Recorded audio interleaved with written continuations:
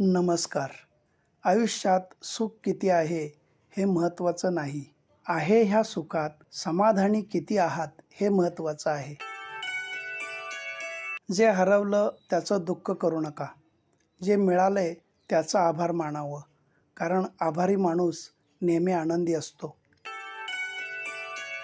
ज्या दिवशी आपले विचार मोठे होतील, त्या दिवशी मोठमोठे लोक आपला विचार करायला सुरुवात करतील.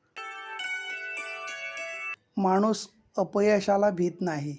अपयशाचं खापर फोडायला कोणीच मिळालं नाही तर याची त्याला भीती वाटते.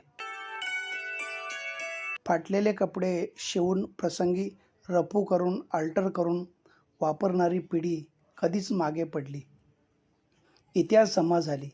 आता नवीन कपडे फाडून फॅशन म्हणून वापरणारी पिढी उदयाला आली आहे.